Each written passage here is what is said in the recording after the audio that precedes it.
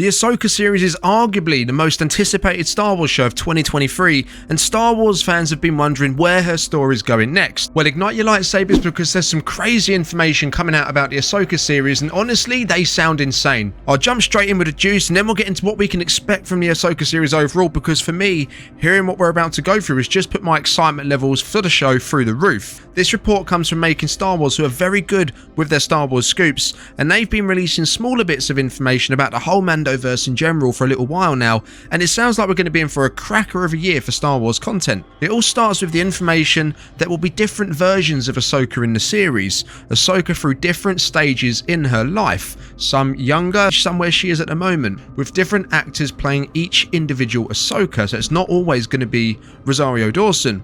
She'll be playing the current version that we've seen in Mando and Boba Fett.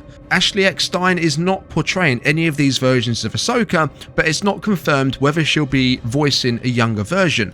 These are only going to be glimpses, so they're not going to be whole episodes of different Ahsokas in different stages of her life. They're only going to be quick glimpses for the most part. So we're actually going to see her through other times and eras, and this is going to be through the world between worlds. And we'll speak about the world between worlds a little bit in a moment, but first let's crack on with this Ahsoka stuff. So she's also going to appear in her late teens, and she's also going to appear as a version we saw her from Star Wars Rebels with all the right robes. We heard a little while ago as well with the Ahsoka show, this not part of this report, that Darth Vader is coming back, and I think this is why.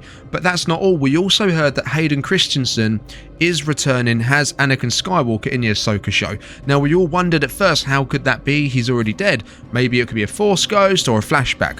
Well, it could actually be both, and it actually says in this report that there's a fight scene between Anakin and Ahsoka, which we'll come on to in a moment. It actually says Ahsoka will fight Darth Vader in more than one way, so that could be physical, that could be as Anakin or before Darth Vader was in the suit, like Revenge of the Sith time, but it could also be in a psychological manner as well. It does say that Hayden Christensen required training for a sequence in the Ahsoka series because we'll actually be seeing his face. So we're pretty spoiled at the moment. Not only did we have him in the Kenobi series, which people are absolutely thrilled about, but he's also coming back for Ahsoka. And what's more, he will be wearing his Revenge of the Sith outfit, the same one he dueled Obi-Wan with on Mustafar, and there's a reason for this. You see, we're going to see many possible outcomes for Ahsoka during her life. If she made a different decision, how would her life end up? What would have happened? And no matter what, apparently it all goes the same way, regardless of whatever path she takes. If she returned to the Jedi Order, and this would have been one of the paths for her to return rather than to not turn it down, she would have been the one fighting Anakin on Mustafar and not Obi-Wan Kenobi. And whatever happened already in Star Wars had to happen to get all the characters, especially Ahsoka and the Skywalkers, to the place they need to be at that time. Now, this is some truly mythical stuff, and I think this has got Dave Filoni written all over it, if you ask me. Now, going back to what I said about Ahsoka fighting Anakin instead of Obi-Wan, now that is something that we're apparently going to see in this show. But it sounds to me from this report that it doesn't really matter who would have fought Anakin in that respect. He had to lose that fight. He was always destined to lose his limbs and be burned and ultimately end up in the suit. Now, what I would like to say, if this did happen in some sort of weird alternative universe, which I hope they don't do in Star Wars, but if they did, how would that affect Obi-Wan's relationship with Anakin in the Kenobi series if he wasn't the one that defeated him on Mustafar and he wasn't the one that got off the ship after Padme? Now, could Anakin have been redeemed in the Kenobi series? If that was the case, could Obi-Wan have brought him back to the light? I want to know what you guys think in the comments on that one. But it goes on to say that Hayden filmed fight scenes with the Clone Wars version of Ahsoka in this scenario. This is where Ahsoka learns that regardless of what happened, Anakin's destiny all along was always to become Darth Vader. We see aspects of all these different outcomes. We see Clone Wars Ahsoka, there's going to be a new actor in this scene, fighting in place of Kenobi on Mustafar in what never happened but could have if she rejoined the Order. So we could potentially see Ahsoka dismember Anakin using the high ground. That for me sounds insane, seeing her walk away from her former master as he lays there engulfed in flames. That is something to seriously think about, and honestly, I can't wait to see Anakin back on Mustafar in 2023. But she also sees other visions as well. For example, if she killed Thrawn and Ezra didn't use the Purgil, Ahsoka's destiny would have still ended up the same. So no matter what she sees, nothing actually changes. She works through her regrets by the sounds of it, but ultimately she must embrace her destiny, the destiny of a Jedi. But one question I've got is, how is she looking into the world between worlds with the Jedi Temple on Lothal being destroyed? Now, there could be other entrances. It hasn't been specifically stated that that's the only entrance. Now, there could be other entrances, paths or doorways to this realm that she might have found over time.